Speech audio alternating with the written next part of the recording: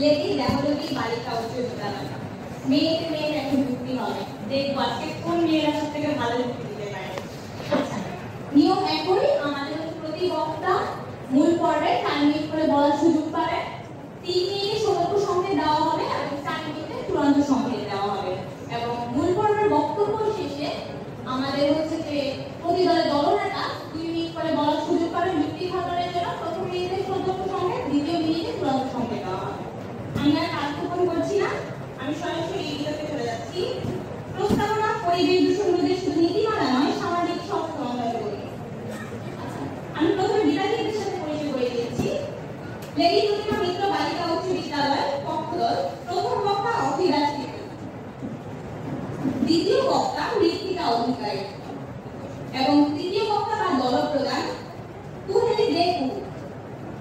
এবং বিপক্ষে যারা আছেন লেডি দেহলবী বালিকা উচ্চ বিদ্যালয়, তাদের প্রথম বক্তা নুসরাত জাহান মীর।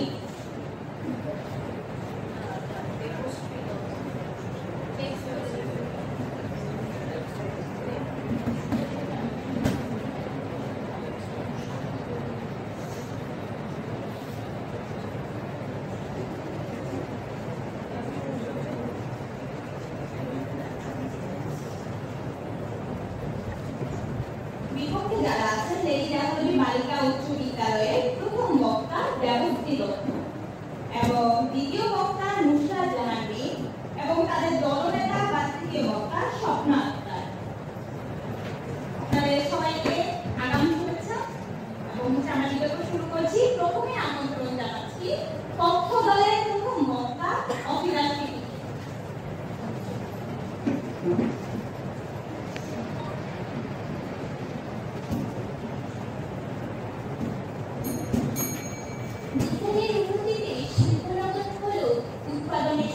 রোগের জন্য দুষ্ট শব্দে কর্ণমিলন ফুসফুসে আজ বিষ জমেছে মরণ রোগের কারণ।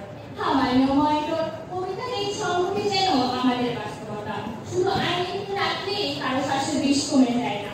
মানুষ যদি নিজে থেকে সচেতন না হয় তবে যতই আইন তৈরি করা হোক না কেন তা শুধু কাগজে সীমাবদ্ধ থাকবে, তা কখনোই বাস্তবে ফুটে উঠবে না। ধন্যবাদ মাননীয় ধন্যবাদ মাননীয় সভাপতি। বিতর্ক চলছে এবং আমাদের আজকের বিতর্কের প্রস্তুত বিষয় পরিবেশ দূষণ রোধে শুধু নীতিমালাই নয়, সামাজিক সচেতনতাও জরুরি। এটি শুধু আমাদের তাত্ত্বিকই নয়, এটি আমাদের বাস্তবতার সাথেও মিশে আছে।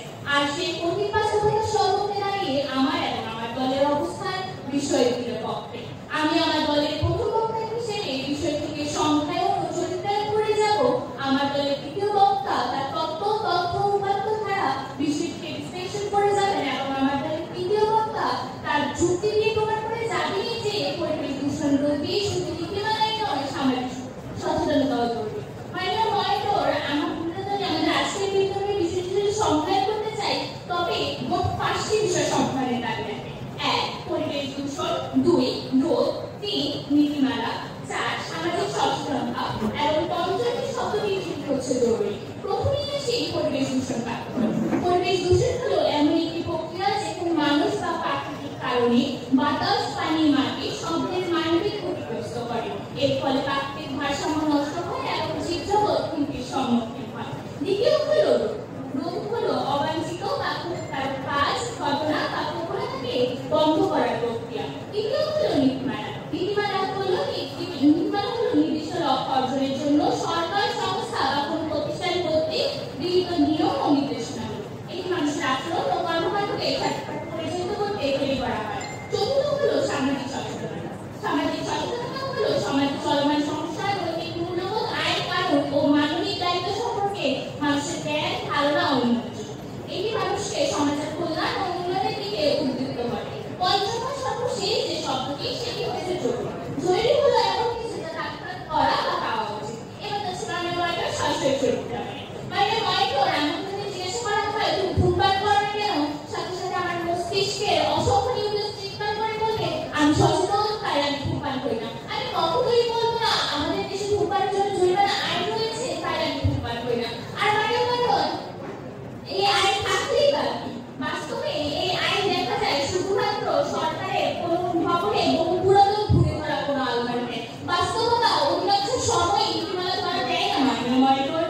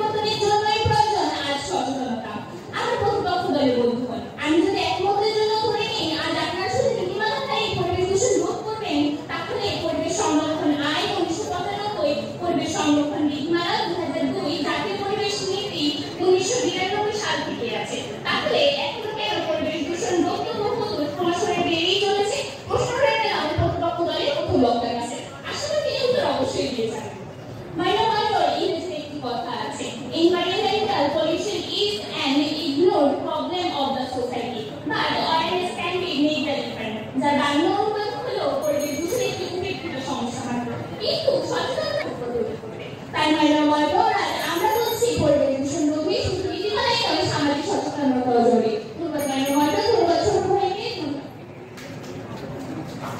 ধন্যবাদ পক্ষদলের প্রথম বক্তাকে তার চমৎকার বক্তব্য উপস্থাপনের জন্য। এবার আমি আমন্ত্রণ জানাচ্ছি দিল্লি একাডেমি বালিকা উচ্চ বিদ্যালয়ের বিপক্ষ দলের প্রথম বক্তা দেবশ্রী দত্তকে।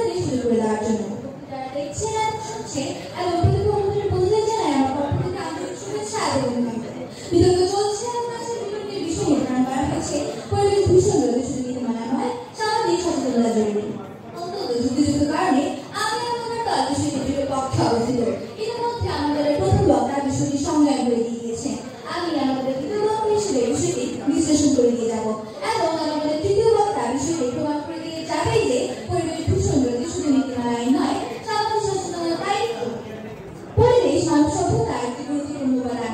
সভ্যতার ক্রমবিকাশ থেকে মানুষ ধীরে ধীরে গড়ে তুলেছে পরিবেশ।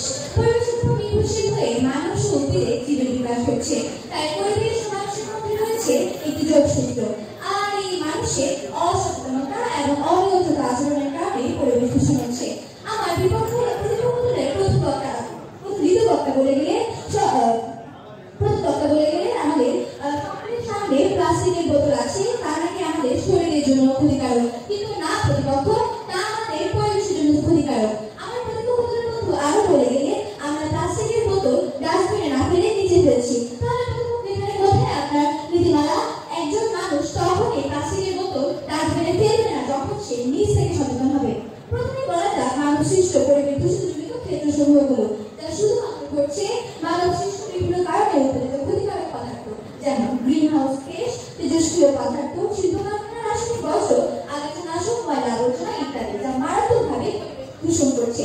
সম্প্রতি বিশ্ব ব্যাংকের একটি প্রতিবেদনে ভবিষ্যৎবাণী করা হয়েছে 2060 সালের মধ্যে পৃথিবীর গড় তাপমাত্রা 4 ডিগ্রি সেলসিয়াসেরও বেশি বাড়তে পারে, যা শুধুমাত্র এমনি ঘটছে মানব সৃষ্ট কর্মকাণ্ডের ফলশ্রুতিতে। আমাদের জলাভূমি, ম্যানগ্রোভ, তৃণভূমি এবং সামুদ্রিক বাস্তুতন্ত্রগুলো উল্লেখযোগ্য হারে হুমকির সম্মুখীন, যার কল্যাণে সরকার দেশের পরিবেশ সংরক্ষণের জন্য পরিবেশ সংরক্ষণ বিল 2002, পরিবেশ আদালত বিল 2002 নামে দুটি আইন পাস করেছে, কিন্তু তার আইনের বাস্তবিত হচ্ছে না সঠিকভাবে। সোর্স সারা বাংলা মনিটরের মাধ্যমে প্রমাণ হয়ে গেল যে নীতিমালা নয়, সামাজিক সচেতনতাই অধিকতর জরুরি। শুধু এই দুইটি আইন নয়, যদি আমরা তার মধ্যে লক্ষ্য করি তাহলে আমাদের আশেপাশে আজও শত শত নীতিমালা রয়েছে, যা শুধুমাত্র কাগজেই সীমাবদ্ধ, পৌঁছতে পারেনি আমাদের সমস্যাকে বাস্তবায়ন ও দুরাজানা সম্ভব। মনিটর একজন চোরকে আপনি কখনোই বোঝাতে পারবেন না চুরি করা অন্যায়। সে তখনই চুরি করার মতো অন্যায় থেকে বিরত থাকবে যখন সে নিজ থেকে সচেতন হবে। অপরদিকে এই একই বিষয় সমর্থন করছে আমাদের আজকের প্রস্তাবিত বিষয়টি। আমাদের সকলের জানা বৃক্ষরোপণ এবং সূর্যায়নের অভাব, প্লাস্টিক ব্যাগের ব্যবহার, পানি দূষণ, শিল্প বর্জ্য, জীবাশ্ম জ্বালানির অধিক ব্যবহার ইত্যাদি কার্যক্রমের জন্য বর্তমানে পরিবেশ দূষণ হচ্ছে। আর এই পেছনে জনসচেতনতার অভাবই অন্যতম। পরিবেশ বিজ্ঞানীদের মতে পরিবেশের ভারসাম্য রক্ষা করতে কোনো দেশের গড় আয়তনের 25% পরিমাণ থাকা প্রয়োজন, কিন্তু আমাদের দেশে মোট আয়তনের মাত্র 15.58% বনভূমি আছে। দিন দিনের পরিমাণ আরো কমছে, কারণ বনভূমি নষ্ট করে আমরা মানুষেরাই তৈরি করছি বিল্ডিং, ফ্যাক্টরি, দালানকোঠা ইত্যাদি। আমাদের দেশে বন সংরক্ষণ আইন তো আছে, কিন্তু আইনে যথাযথ প্রয়োগ নেই। সোর্স তৈরি ইত্তেফাক। 21 শতাব্দীতে এসে মানুষের মধ্যে সচেতনতা শব্দটি অত্যন্ত পরিচিত। কথার মধ্যে আমরা একে অপরকে সচেতন হতে বলি, কিন্তু যে সমাজে আমরা বাস করি তা নিয়ে আমরা কতটুকু সচেতন? নীতিমালা তো বহু আছে আর বন্ধুটি হতে থাকবে, কিন্তু সমস্যার সূত্র, যে সমস্যার সৃষ্টির সূত্র ধরে তার যদি আমরা প্রতিবাদ না করি তাহলে সমাধান কোথায়? প্রশ্ন থেকে যাবে আমাদের বন্ধুদের কাছে। পরিশেষে সব বিদ্যালয়ের শুরু থেকে আমার পরিসরের অবস্থান আরো স্পষ্ট এবং ভ্রান্ত ধারণা ভঙ্গনের জন্য বলতে চাই, সবাই মিলে কাজ করলে তবে মুক্তি। আইনের পাশাপাশি চাই মানসিক শক্তি। গণতন্ত্রের আলোয় আসুক বদলতে, পরিবেশ দূষণ রোধে জনতা জেনে। ধন্যবাদ ধন্যবাদ সবাইকে। ধন্যবাদ পক্ষদের দ্বিতীয় বক্তা মৃত্তিকা অধিকারীকে। এবার আমি আমন্ত্রণ জানাবো লেডি জাহাজ ভারত সুতারা বিপক্ষ দলের দ্বিতীয় বক্তা নুসরাত জাহান মিয়াকে।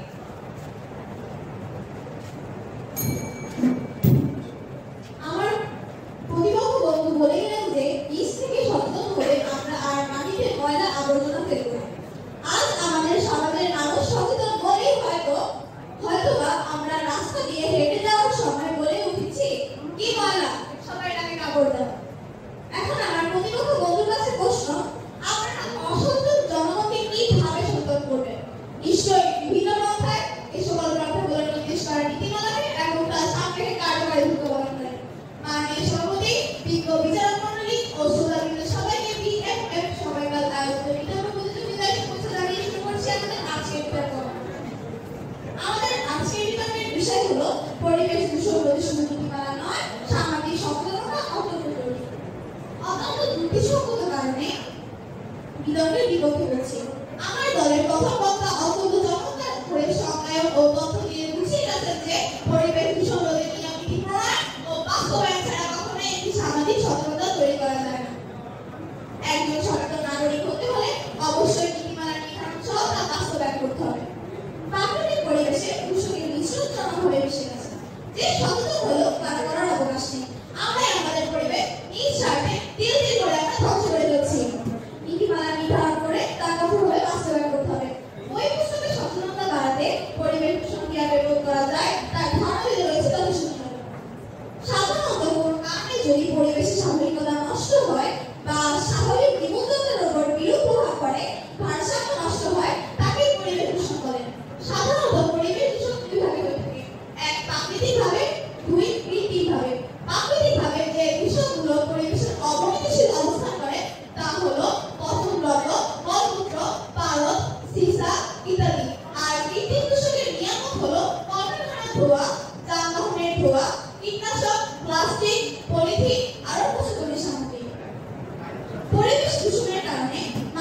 বিশেষজ্ঞরা ক্ষতির সম্মুখীন হতে পারে সূত্রকারী।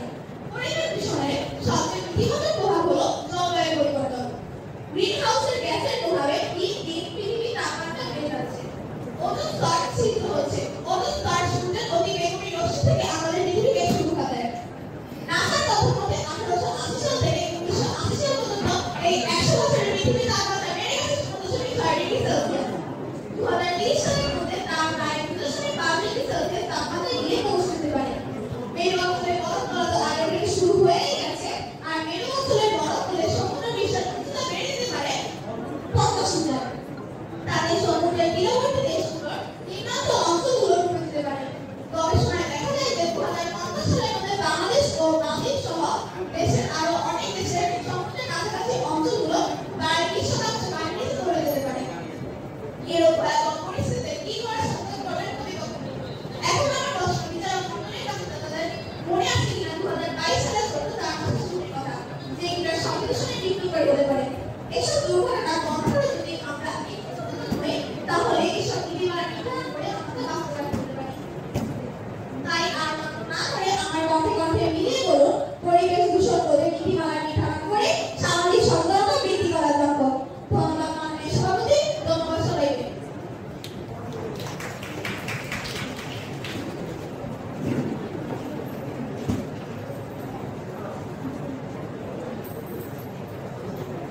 ধন্যবাদ দ্বিতীয় বক্তাকে। এবার হচ্ছে আমি আমন্ত্রণ জানাবো পক্ষদলের তৃতীয় বক্তা বা দলনেতা কুহিদের কুহির।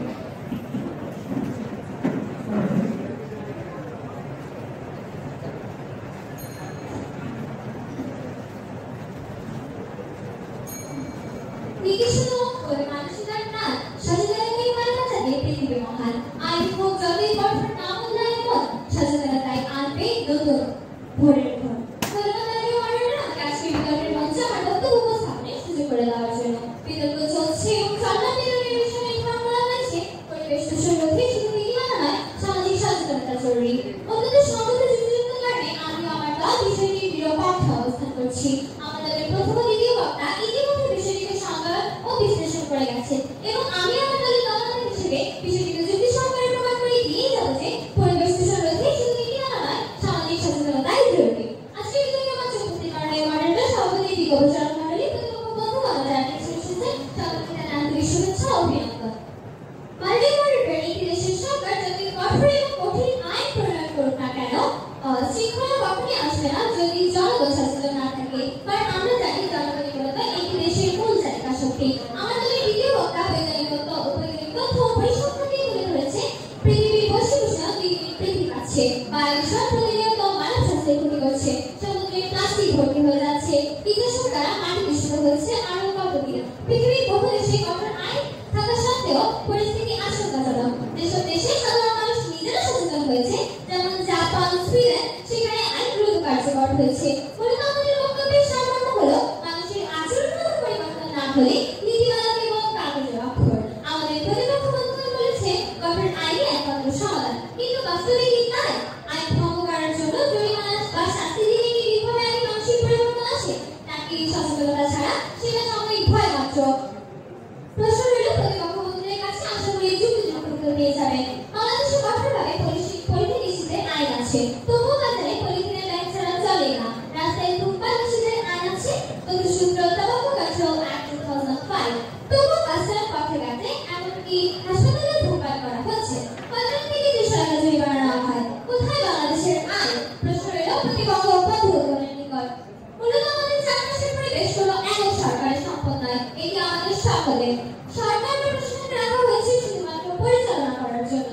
কেউ যদি পরিবেশ দূষিত করে রাস্তায় আবর্জনা ফেলতে থাকে এবং আশেপাশের জনগণকে প্রতিবাদ না করে, তবে কোনো আইনই তাকে থামাতে পারবে না। কিন্তু যখন সমাজের মানুষ প্রশ্ন করে আপনি কেন ময়লা ফেলছেন, তখন তিনি তার আচরণ পরিবর্তন করতে বাধ্য।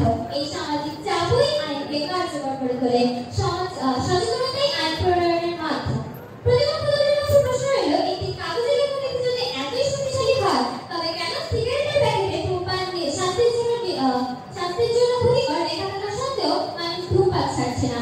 মাননীয় মডারেটর, জাপানি স্কুলে বাচ্চারা নিজেরা রাস্তা পরিষ্কার পরিচ্ছন্ন করে, তাদের মধ্যে কেউ রাস্তায় ময়লা ফেলতে লজ্জা পায়। আর এই লজ্জা শক্তি আইনের শক্তি ছিল দৃঢ়। বাংলাদেশেও ছোট থেকে শিশুদেরকে বিদ্যালয় ও শ্রেণীকক্ষ পরিষ্কার রাখার আইন শেখানো হয়। তবুও কেন পরিচালনায় আন্টি বা বুয়া রাখা হয়? তার পিতামাতা ভাবেন আমার কাছে স্কুলে গিয়ে ভালো পরিশ্রম করবে নাকি? অসচেতনতা ও শিক্ষার অভাবে আমাদের সকলে পরিবারের নীতিমালা থাকা সত্ত্বেও যখন মানুষ অবহেলা করে তখন ব্যর্থতা অবশ্যই। উদাহরণস্বরূপ বলা যায় আবর্জনা ফেলা হচ্ছে প্রতিদিন ঢাকায় টমটম। কারণ কি? জনগণের নেই কোনো সচেতনতা, নেই কোনো শৃঙ্খলা, সামাজিক চাপ নেই, সচেতনতার ঘাটতি আছে। পরিবেশ সংরক্ষণ শুধু প্রযুক্তিগত বিষয় নয়, এটি সকলের নৈতিক দায়িত্ব। আইন কেবল শাস্তির ভয় দেখায়, কিন্তু নৈতিক চেতনা মানুষকে ভালোবাসা দিয়ে কাজ করতে শেখায়। পরিবেশ দূষণ রোধ করতে হলে আইন প্রয়োজন, তবে আইন একা যথেষ্ট নয়। আইন বা নীতিমালা হলো সমাজের দিক নির্দেশনা বা সাইনবোর্ড, অর্থাৎ নীতিমালা শুধুই পথ দেখায়, তবে মানুষকে সেই পথে হাঁটতে শেখায় সামাজিক সচেতনতা। প্রাণীকে দেখা যেমন অচল, ঠিক তেমনই সচেতনতা ছাড়া নীতি কেবল কাগজের অক্ষর। প্রতিপক্ষবন্ধুগণ বারবার বলেছেন কেবল কঠোর নীতিমালায় পরিবেশ বাঁচাতে পারবে, কিন্তু বাস্তবতা স্পষ্ট। আচরণগত পরিবর্তন না হলে নীতিমালা কেবল শীতল কাগজে ঘুমিয়ে থাকা বা একটি ধারা মাত্র। এবারে আমি আমার বক্তব্য আজকে শেষ করছি। ধন্যবাদ ধন্যবাদ সকল। ধন্যবাদ পক্ষদলের দলপ্রধানকে তার চমৎকার বক্তব্য উপস্থাপনের জন্য। এবার হচ্ছে আমাদের মূল পর্বের শেষ বক্তা বিপক্ষ দলের দলপ্রধান স্বপ্না আক্তারকে তার বক্তব্য উপস্থাপনের জন্য আমন্ত্রণ জানাচ্ছি। স্বপ্না।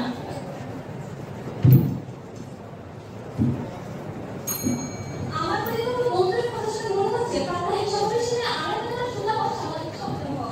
এভাবে বললে জনগণের শক্তি হারায়। মায়ের সম্পত্তি যেটা না পাওয়া বিজ্ঞানীরা পরিবেশ বিধান শক্তি কোনো উপায় নীতিমালা পরিবর্তন পরিবেশে বাঁচাতে সেটা আমার পরিচিত বন্ধুরা দুঃসময় করতে বক্তব্য বলে জনগণের সচেতন করেছে। মায়ের সম্পত্তি আমার পরিচিত বন্ধুরা দুর্ঘটনা জানে আমাদের পক্ষে কথা বলার জন্য। মায়ের সম্পত্তি থেকে বেশি প্রমাণিত উপস্থিত আপনারা শুনলেন সেগুলো আমার পক্ষ থেকে শুনেছ অভিনন্দন। আজকে চলছে এবং আজকে প্রথমে বিষয় হচ্ছে পরিবেশ দূষণের সমাধান করা হয় সামাজিক সচেতনতা তৈরি ও তাদের সমাধান করা। আমি আমার দল বিষয়ে বিপক্ষ অবস্থান করছি। মানব সম্বন্ধে এই কথা আমার দল বিশ্বভাবে কর্মকর্তা নির্দেশন যে পরিবেশ দূষণের মূল বিষয় হল নীতিমালা। সরকার আজ সরকার প্রয়োগ করে পরিবেশ দূষণের মূল বিষয় হল কঠোর নীতি, আইন ও তার বাস্তবায়ন। মানব সম্পত্তি মানুষের কেবল নিজের স্বার্থের জন্য সমাধান মানুষ বদলায় তখনই যখন আইন তাকে বাধ্য করে। মানব সম্পত্তি সকল নীতিমালার একটা উদাহরণ দেয়। বছরের পর বছর লোক পলিথিন ব্যবহার করবে না, সচেতন হন, কিন্তু শুনলো না। কিন্তু সরকার যখন বিগত 2 সালে বাধ্য হয়ে আইন প্রয়োগ করলো তখন পরিস্থিতি পাল্টে গেল। দোকানদাররা সবাই বাধ্য হলো মানতে। মানব সম্পত্তি দূষণ যখন আকাশ কালো হয়ে যাচ্ছিল তখন কিন্তু সেন্সার প্রযুক্তি বদলালো না। কিন্তু সরকার যখন বললো পরিবেশ বান্ধব প্রযুক্তি চালু করো ঢাকা বন্ধ, তখন মালিক প্রতিপক্ষ বাধ্য হলো বদলাতে। মানব সম্পত্তি প্রমাণ হলো নীতিমালার শক্তি আসল শক্তি। এবার আন্তর্জাতিক উদাহরণ দেয়। চীনের রাজধানী বেইজিং বিশ্বের দূষিত শহরগুলোর মধ্যে অন্যতম একটি।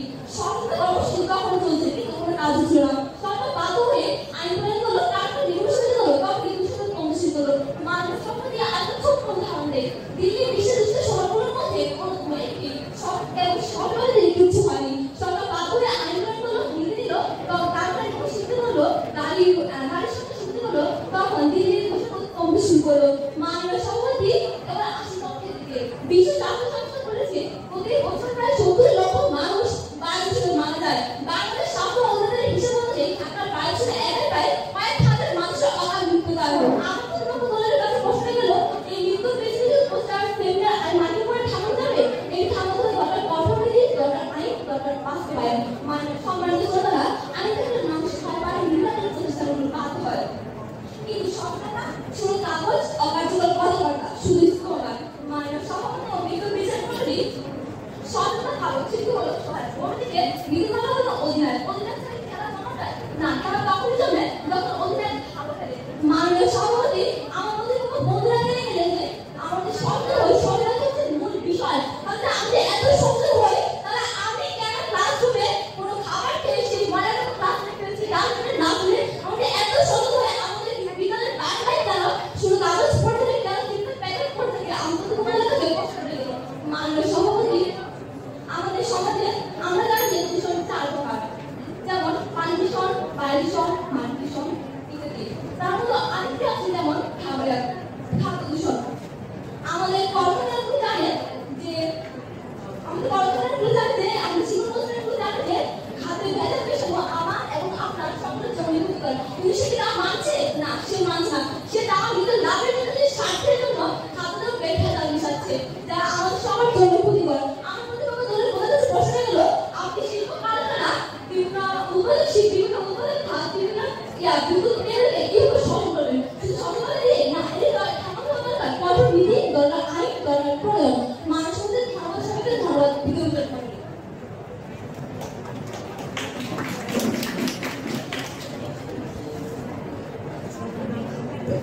ধন্যবাদ বিপক্ষ দলের দলপ্রধানকে দলের জন্য।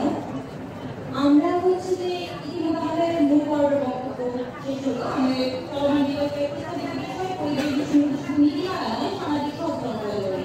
আমি বিদ্যার্থীদের দৃষ্টি আকর্ষণ করছি, আপনারা যখন বক্তব্য প্রদান করবেন তখন আপনারা আপনাদের যে শব্দের যে উচ্চারণের যে তারতম্য সেটি বজায় রাখবেন। কারণ হয়তো আমাদের স্পিকারে যখন আমরা কথা বলি তখন আপনি যখন খুব বেশি উত্তেজিত হয়ে যান তখন আমাদের এটা হচ্ছে যে কর্মে হচ্ছে যে আমাদেরও হচ্ছে বোধগম্য করতে সমস্যা হয়। তো আমরা পরবর্তীতে আমরা যেটা লক্ষ্য রাখবো, আর আমাদের কিন্তু মূলত টাইম দেওয়া ছিল 5 মিনিট, পরবর্তীতে আপনাদের কথা বিবেচনা করে আমরা 4 মিনিট এনেছি। আমরা প্রতিবন্ধক চেষ্টা করবো আমাদের 4 মিনিট সম্পূর্ণ বক্তব্য প্রদানের জন্য। এবার হচ্ছে আমরা আমাদের যুক্তি খণ্ডনে চলে যাচ্ছি। আমাদের যুক্তি খণ্ডনের জন্য প্রতি বক্তা 2 মিনিট করে সময় পাবে প্রতি দলনেতা, এবং হচ্ছে প্রথম মিনিট হচ্ছে প্রদত্ত সংক্ষেপ এবং হচ্ছে দ্বিতীয় মিনিট চূড়ান্ত সংক্ষেপ প্রদান করা হবে। প্রথমে আমি যুক্তি খণ্ডনের জন্য আমন্ত্রণ জানাচ্ছি লেডিকেটর মিত্র বালিকা পক্ষ দলের দলপ্রধান কোহিনুর গুরুকে।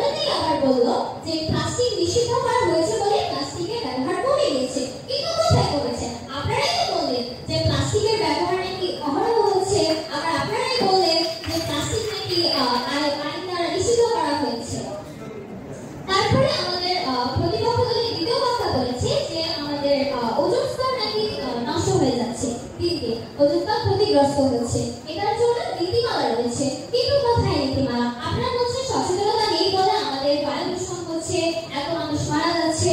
আমরা তো তাই বলছি সচেতনতা প্রয়োজন। আমরা তো বলিনি সকল নাগরিক আমরা সচেতন। আপনারা বলছেন নীতিমালা আছে, নীতিমালা থাকলে নীতিমালা কোথায়? ধন্যবাদ মাননীয় মডারেটর, ধন্যবাদ সবাই।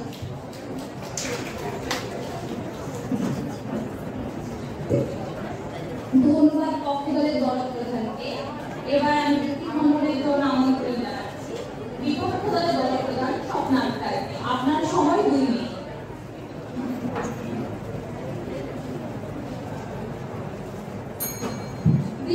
মানে যুক্তি আর বিজ্ঞানের মুক্তি, এই প্রমাণ সম্পর্কে শুরু করছি আমার যুক্তি খণ্ডন।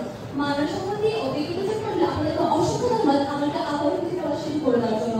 মাননীয় সভাপতি সামাজিক সচেতনতাকে দূষণ কমবে সম্ভব, কিন্তু আমি তাদের এই বক্তব্যকে দৃঢ় প্রত্যাখ্যান করছি। কারণ সাধারণ মানুষের জানা, কিন্তু নীতিমালা মানে কার্যকর করা। ধরা যাক সবাই জানে প্লাস্টিক ক্ষতিকর, সচেতন থাকলেও বাস্তবে পলিথিন ব্যবহার করা হচ্ছে কেন? কারণ শক্ত নীতিমালা প্রয়োগ করা হয়নি। তাই দেখা যাচ্ছে সরকারের জ্ঞান নেয় তার আইন কার্যকরী পদক্ষেপ নেই। মাননীয় সভাপতি দ্বিতীয়ত পরিবেশ দূষণের বড় অংশ সৃষ্টি করছে বড় বড় শিল্প প্রতিষ্ঠান, বিদ্যুৎ কেন্দ্র, পরিবহন খাত। এগুলো নিয়ন্ত্রণ করা সাধারণ জনতার পক্ষে সম্ভব নয়, যেটা আমার মধ্যে কোনো দলের পক্ষে করে দেয়। এগুলো শুধু সরকার দিয়ে করা সম্ভব।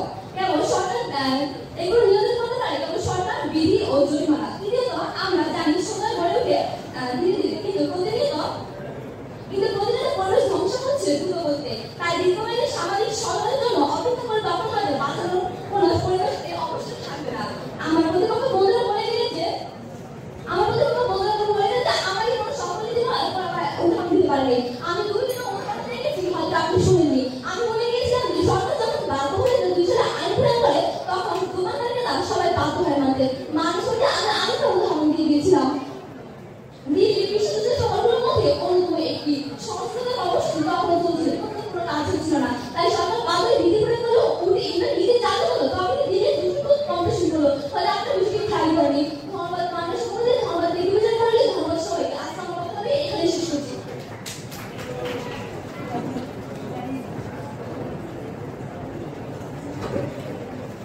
ধন্যবাদ পক্ষ দলের প্রধানকে।